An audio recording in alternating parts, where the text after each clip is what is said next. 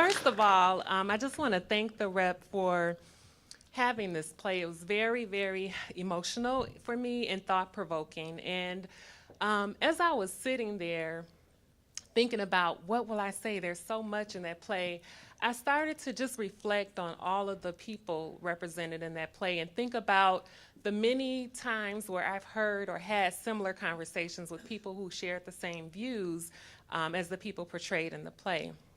One of the questions that keeps coming to my mind is, who are you? And when I think about that, on the surface level, it's really easy. I'm an educator. I'm a wife. I'm a daughter. I'm a niece. I'm an aunt. But when I think on a different level or a deeper level, it's my experiences, my values and beliefs that caused me to even respond to the play as I did, with this heaviness and these emotions that I'm experiencing. Recently, I'm a teacher in Milwaukee, and right now my job is basically to work with teachers, so I don't interact with students as much. But I've spent 10 years in the classroom, and the last 9 years as a coach of some sort for teachers.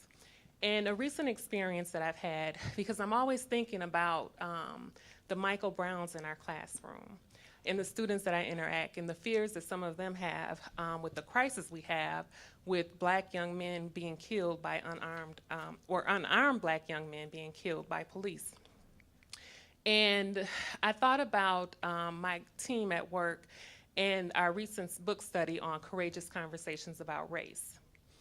And during this book study, I worked with this team for about 3 years. So we did team things. It's a racially diverse group, and we thought we knew each other. But something that really came out during that time when we had these courageous conversations about race was that we really didn't know each other or understand each other's views. And one example was a little funny to me. One of my colleagues, a white young lady, we were talking about Band-Aids for some reason. We got on that as a topic. And I said, you know, they don't make Band-Aids for black people. I mean, they are starting to now, and she was like, what do you mean, LaTasha? And I said, well, usually the color, that's not my skin color. And so Band-Aids really stand out when I put them on. And she was like, oh my goodness. Then we started talking about pantyhose. And she said, I never had thought of that. And I said, and that's when I realized that as we were interacting, that was a lighter part of our conversation, but we really had some deep and heavy conversations about race. And that's when I realized that I had to deal with the cognitive dissonance that I had in speaking my truth and understanding and accepting the truths of others. And so what I challenge my team members and you all is just to think about the spaces that you're in. How does race impact your life? And it impacts all of us, I believe, even if you don't necessarily think so. And that's something that I've come to realize in just my conversations with others.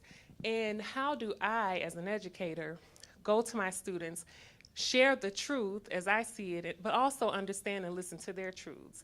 And in addition to listening to my colleagues share their truths, which sometimes are uncomfortable, even as I listened to some of the characters in the play, I thought, oh my goodness, I really can't believe they think like that.